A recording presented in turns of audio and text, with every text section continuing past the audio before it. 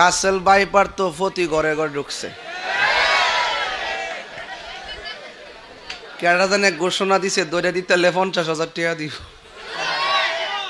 Russell's viper বা চন্দ্রবোরা মারতে পারলে 50,000 টাকা পুরস্কার ঘোষণা দিয়েছিলেন জেলা আওয়ামী লীগের সাধারণ সম্পাদক শাহ মোহাম্মদ ইশতিয়াক। আজকে ফেসবুকে দেখলাম ঠাকুরগো এক ছেলে নাকি 20টা দইরা 50,000 টাকা পাইছে। তো এটা বোয়া না কি তা আমি জানি না, গুজব না কি এটাও জানি না, তবে বেসরকারি সংস্থার মাধ্যমে তদন্ত করা উচিত। আমরা তো হুজুগে বাঙালি, কথা কন ঠিক কিনা?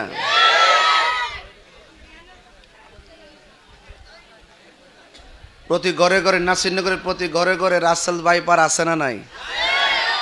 তোমরা ঘরে আছে? আর এটা কি তাকো? আছে আছে আছে, প্রতি মোবাইলে মোবাইলে আছে, প্রতি মোবাইলে মোবাইলে যদ্দর মাঠে নাই, রাত্রে ঘুমাইলে মোবাইলের মাধ্যমে দেখে দেখে শরীর কাটা কাটা দিয়ে উঠে। আরে বাপ রে বাপ, বাপ রে বাপ। বিষাক্ত সব আগেও আসছিল, এখনো আছে, ভবিষ্যৎ এগুলা নিয়ে উদ্বিগ্ন হওয়া চলবে না, সাবধানতা অবলম্বন করতে হবে।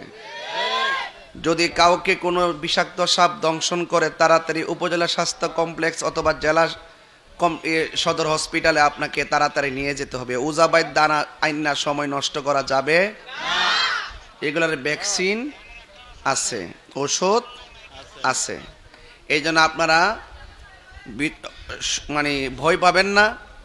আল্লাহ রাসূল সাল্লাল্লাহু আলাইহি সাল্লাম আমাদেরকে দোয়া শিখাই দিয়েছেন যে এই দোয়াটা যদি তোমরা পড়ো কোনোদিন বিষাক্ত সাপ তোমাদেরকে ধরবে না, কামড় দিবে না, এমনকি কোনো মানুষের কুদৃষ্টিও পড়বে না। আউযু বিকালিমাতিল্লাহি তাম্মাতি মিন শাররি মা খালাক, বলেন না সুবহানাল্লাহ। আউযু বিকালিমাতিল্লাহি তাম্মাতি মিন শাররি মা খালাক। এটার অর্থ হইল আমি আল্লাহর পরিপূর্ণ কালামের মাধ্যমে শয়তানের অনিষ্ট বিষাক্ত সর্পের ছোবল এবং অনেক কুদৃষ্টি থেকে আপনার কাছে প্রার্থনা করছি, আশ্রয় চাচ্ছি। বলুন, রক্ষা করার মালিককে। তো যাই হোক, কালকে দেখছি চট্টগ্রামকে ওই রাসেল ভাইপার জায়গায় চাই দিয়ে দুরাসাপ দুরাসাপ রকম রাসেল ভাইপার ইটারও করে লাস্টে দেখছি অজগর সাপ মারে লিতেছে রাসেল ভাইপার কয়েকে। অন ভালো হয়েছে না?